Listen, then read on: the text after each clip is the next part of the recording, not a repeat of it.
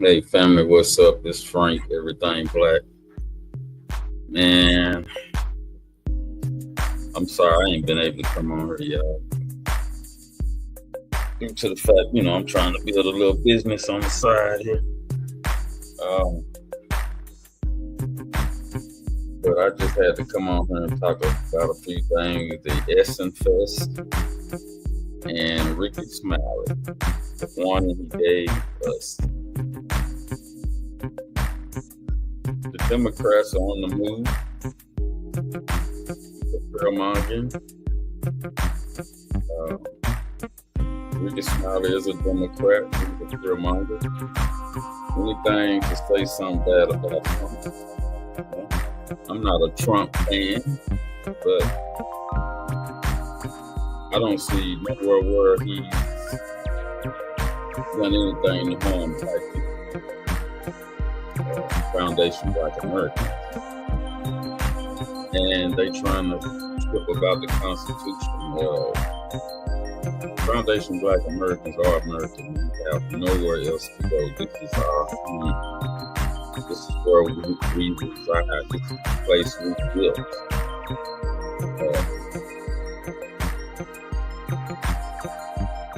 Nobody else built America like Foundation Black Americans built America.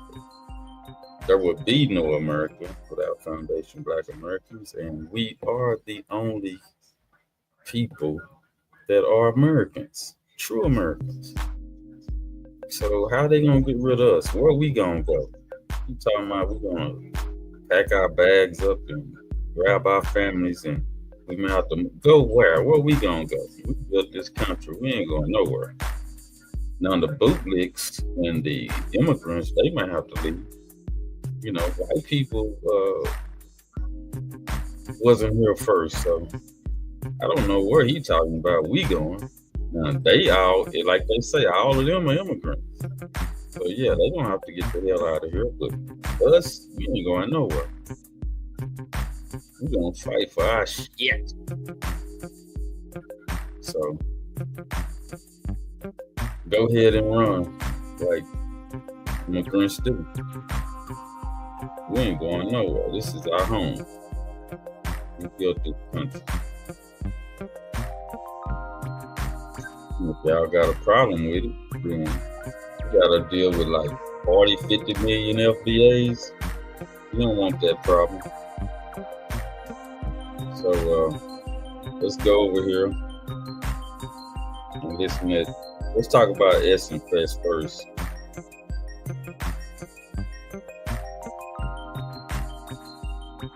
Let's talk about them first. Let's listen to the lie they tell.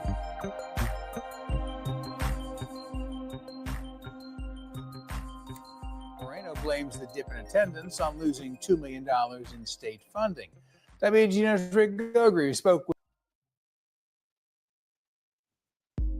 I use YouTube, Facebook, WNOL.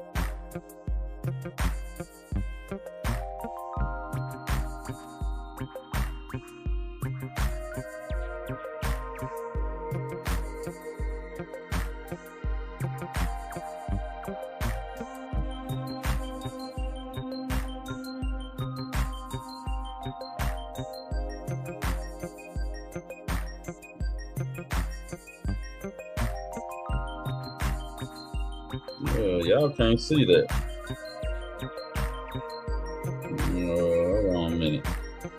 I thought I was sharing my screen.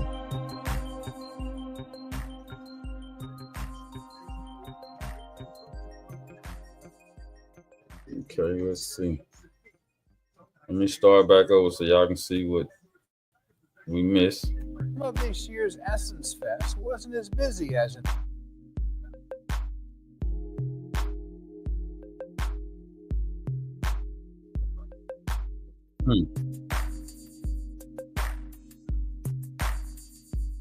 Yeah, I still can't see this. I don't know why it's not showing.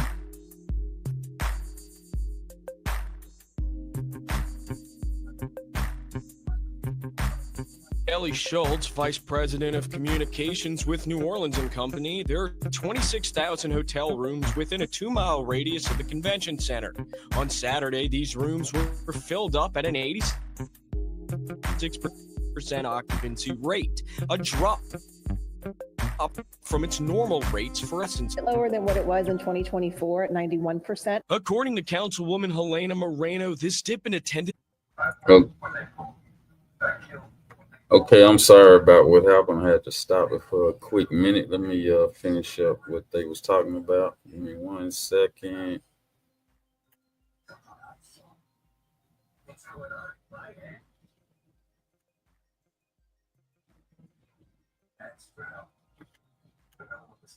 Let's see. How do we go back on here? It's my fault, people. Family. I had to stop it. Let me stop the recording. Let me bring it back. All right, let's get back into it.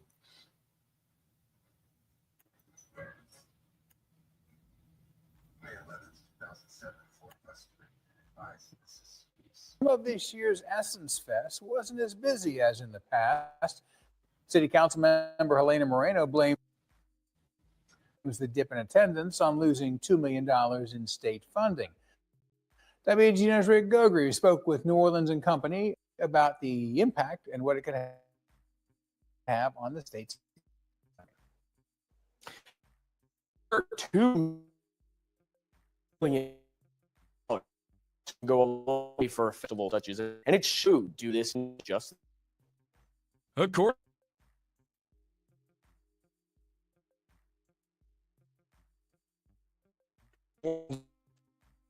There are 26,000 hotel rooms, a 2-mile radius of the convention. Saturday, rooms were filled up at an 86% occupancy rate, a drop from its normal rates for Essence Festival. It's a little bit lower than what it was in 2024 at 91%. According to Councilwoman Helena Moreno, this dip in attendance can be attributed to drops in state funding. In an Instagram post, she writes that Essence received almost $2 million less than usual from the state of Louisiana.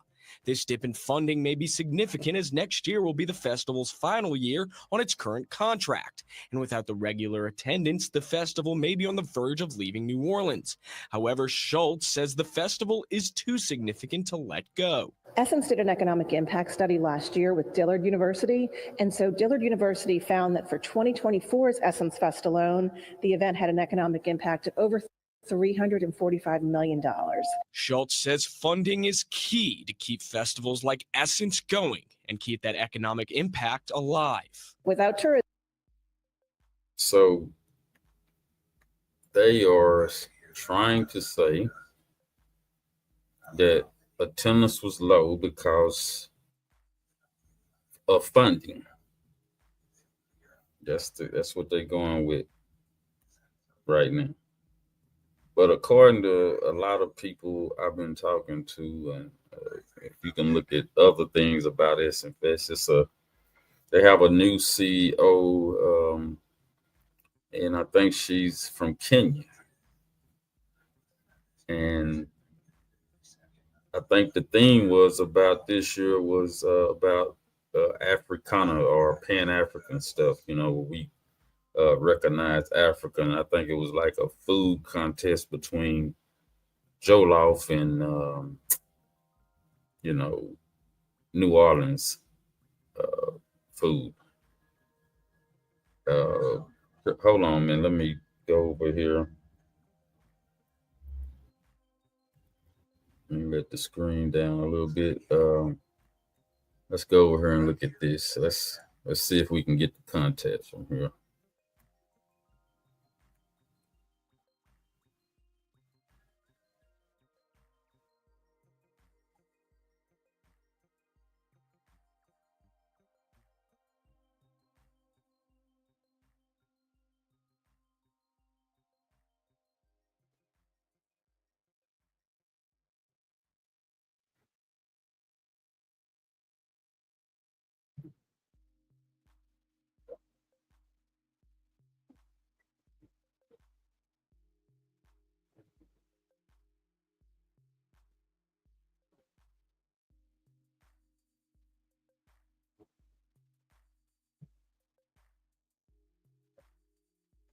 Hold on one second.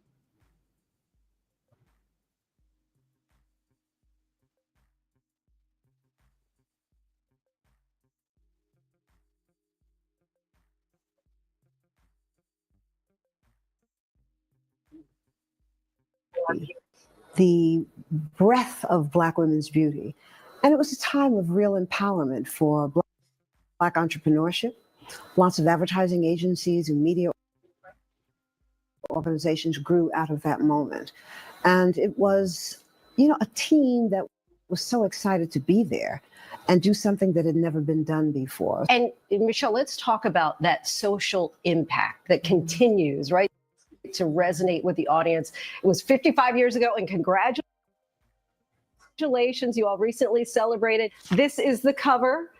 Susan Taylor happens to grace the cover here. What a beautiful photo here. And so May 1970 was the first issue. What do you think it is that keeps people so interested? I mean, you think about our history, we made progress, but there are systems that are trying to push us back. So I believe that this story, this narrative on all the screens now, right? Because now we have the power to tell our story across multiple genres is still necessary. I just recently Googled and it says 9 million Black women are still looking for mentoring. How is that possible when they have visions now of people that are successful and doing things and likes and followers, but we still have this need. And so if you look in this beautiful magazine, I was really intentional about this moment because, you look at Miss Taylor, she walked in the room and I almost got a tear because I said she birthed a movement. Sure. I mean, she was like this thing that seemed untouchable and this amazing thing she created. So it was about passing the torch. And I remember, I have to say, growing up, both of my grandparents, they had the plastic covering all over furniture and everything, but they each had ottomans there, and it would be Essence Jet and Ebony. They're trying to push us back. So I believe. Hold on a minute, y'all. Give me 1 second. Oh, man, let's see. All right. Y'all hold on a minute. The breadth of Black women's beauty. And it was a time of real empowerment for Black entrepreneurship. Lots of advertising agencies and media organizations grew the Black Power movement when we were feeling ourselves, knowing our history, our culture, and how beautiful we were. And when Essence came along at a time where we could present a stage on which we could tell our stories, which we could show our beauty, the breadth of Black women's beauty. And it was a time of real empowerment for Black entrepreneurship. Lots of advertising agencies and media organizations grew out of that moment. And it was, a team that was so excited to be there and do something that had never been done before. And Michelle, let's talk about that social impact that continues, right, to resonate with the audience. It was 55 years ago, and congratulations, you all recently celebrated. This is the cover. Susan Taylor happens to grace the cover here. What a beautiful photo here. And so May 1970 was the first issue. What do you think it is that keeps people so interested? I mean, you think about our history, we made progress, but there are systems that are trying to push us back. So I believe that this story, this narrative on all the screens now, right? Because now we have the power to tell our story across multiple genres is still necessary.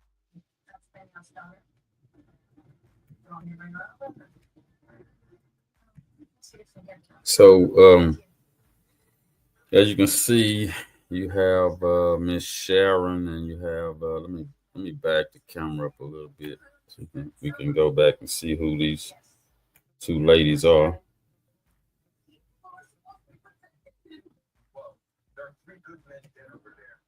So these two ladies here are the Essence Fest. See, the woman on the right, I guess it'll be the woman in the blue. I think her name is Susan Taylor, if I'm not mistaken. And you know, her parents are from, her father is from St. Kitts, and her mom is from Trinidad, and they lived in New York in the 1940s, I think 46. I think that's what I read on her. And Sharon, I mean Michelle, right here on the in the purple. She's from, her father is from, I believe he's FBA. He's from here, but they don't talk about where her mother is from. But her father raised her, from what I understand.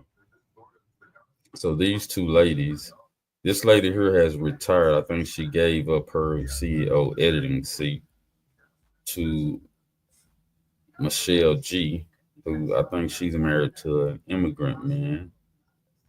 Uh, it doesn't mention who he is, but she married him. They have two kids who are adults now.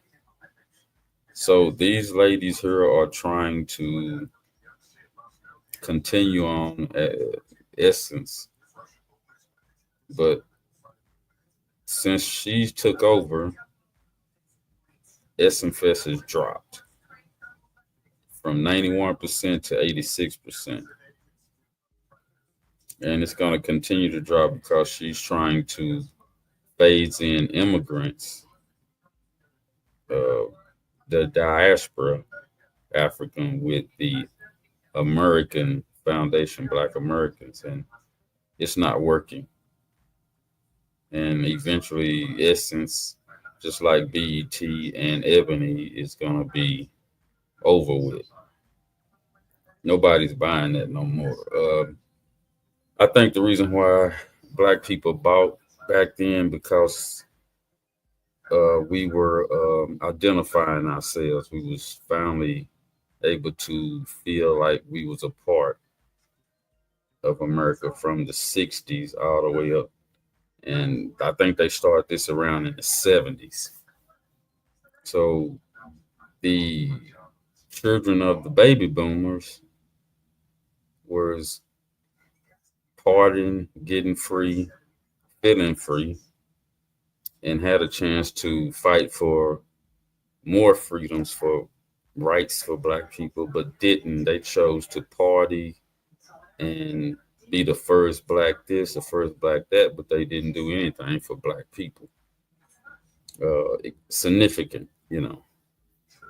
I mean, they represented, but as Black, but they didn't do anything as far as Black rights after the 1970s. 1960s, those hardcore brothers fighting. The 70 kids just took it and started partying with white people. You know, they wanted to be recognized by whites. They wanted to work with them. They wanted to eat with them. They wanted to party with them, but didn't want to fight for anything significant for Black people. And they had the power to do so at that time. So I'm going to get off this story. I'm going to go over here to Ricky Smiley. And I want y'all to listen to the warning from Ricky Smiley. What he says happened.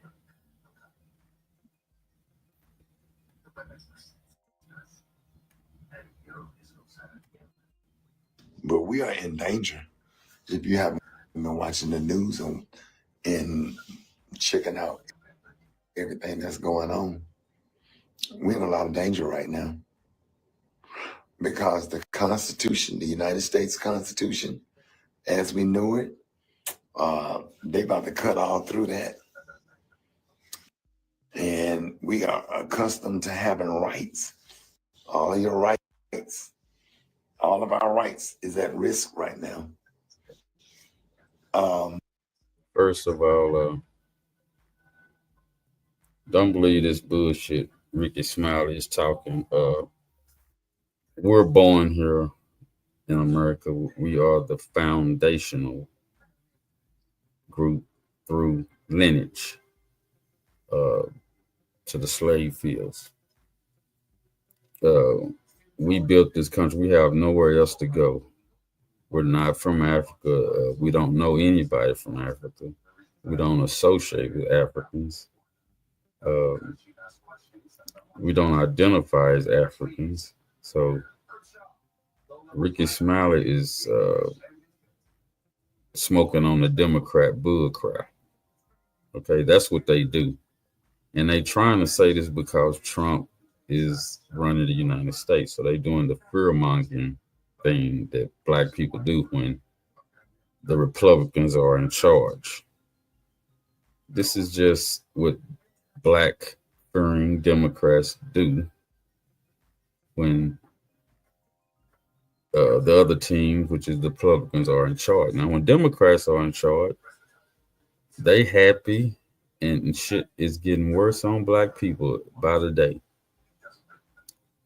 The more Biden was in charge, the worse things got for black people. You had immigrants moving black people out of jobs and setting themselves up on jobs and getting paid less. You had people like Tyson Chicken, laying off the whole facility pretty much of black people and putting on Hispanics for less pay. In a lot of the warehouses around the country for Tyson Foods. So this is just another fear-mongering thing that Democrats do. They sit around here and have black people scared. Oh, we're going to get moved out of here. They're going to eventually ICE going to come get us. What can ICE take us? We ain't from nowhere else. We don't have any paperwork nowhere else. None of us, even from the beginning of the United States, the people that did come here from Africa after 400 years, they don't know anybody over there in Africa. Their generations are gone. This is an ethnogenesis type thing. So we don't have anything to do with Africa, Foundation Black Americans. I mean, we look like those people, but we're not from there. You know, we don't know anything about those people. We don't know where to go. If they shipped us to Africa, we wouldn't know where to go. And I'm pretty sure it'd be a big fight trying to ship 40-some million people, black people, to Africa. I don't think America would last if they did that. If they got rid of us, it wouldn't be no America. We the one that make things pop over here. We the one that make people want to come over here. So listen at this idiot finish talking.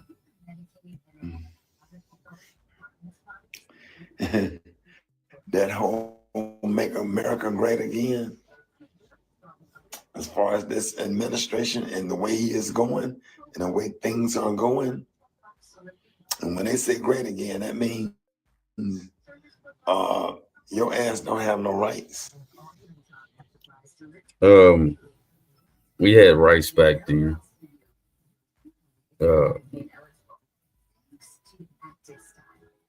We gonna have rights before Trump, after Trump, during Trump.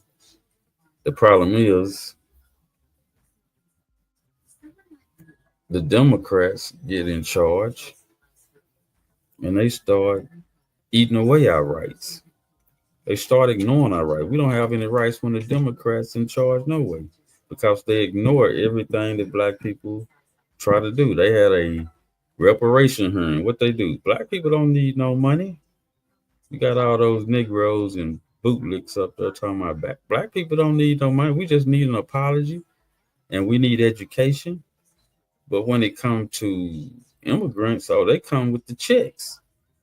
Down in Texas the other day, Jasmine Crockett gave them folks a $25 million check to help the families there in down there in Kerrville, Texas. 25 million. Hey, she didn't come talking about let's educate them, let's do this for them. She brought a check. So they will give checks to everybody, the Foundation Black Americans. Ricky Smiley you'll never see him standing up for us. But you'll see him when the Republican in charge saying, oh, we're going to lose our rights. We need to get our families and move. Move where, Ricky? I don't know where we're going to move to, but we're going to have to get together because America getting great again. Black people have always struggled in America, and we have always fought for what we want. So we're not afraid of anything. We've been through it all. Nobody's sending us nowhere. We don't have nowhere to go. We from here. We more American than anybody on the planet. Anybody in the United States, we're more American. We are the Americans. We are the ones that make America great.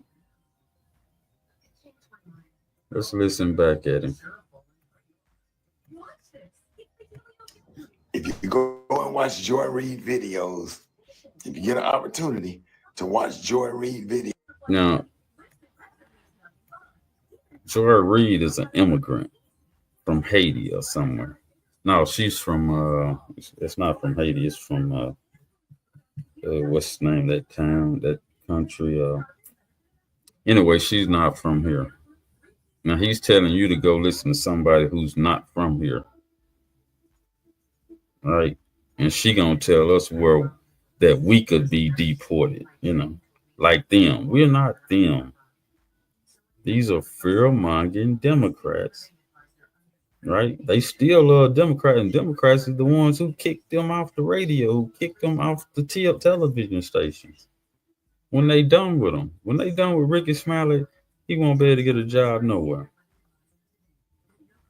Okay, they just use him because that's what he do. He's a Democratic shield. He goes around telling people Trump is this, Trump doing the fear-mongering talk. Okay, but when it comes to standing up for black people getting reparation, you won't find Ricky Smiley. He'll be the first one telling you we don't need it. Okay, so I'm going to put a few more minutes in him, but Joy Reid is not the person you need to listen to. Go watch them. You'll learn a lot, especially her video on slavery. You won't learn anything from an immigrant, from somebody who fled their country to come here. You won't learn nothing from people who flee from their country. Now, people who stay in their country and try to build it up, you might learn something from them, but you won't learn nothing from somebody who have fled their country to come here and tell us what we need to do as black people. And we've been here the whole time, but she gonna come from somewhere else to tell us what we need to do. See, that's the problem with the Democrat Party. They full of immigrants, and they full of bootlicks, and they full of LGBT. So once you get past all that, then you see what type of organization that is. I mean, you have the racist white extremist Republicans, and you have the gay immigrant, the LGBT, the immigrant person, and the bootlicks over here with the Democrats. So black people, all we gotta do is sit back and watch these people destroy each other. Okay, because it ain't no good gonna come to either one of these people. Foundation Black Americans were born here, built the country, has blood in the soil. We're not going anywhere. This is our country. This is our home. So Ricky Smiley and the Democrats can pack their bags up and leave, and we'll stand here and fight for hours. So let him go ahead and leave. Let him be a coward. Let him be with the LGBT crew and the immigrant crew. But us Foundation Black Americans will be here fighting for whatever we have to fight for, including our freedom. And that's what we're dying for.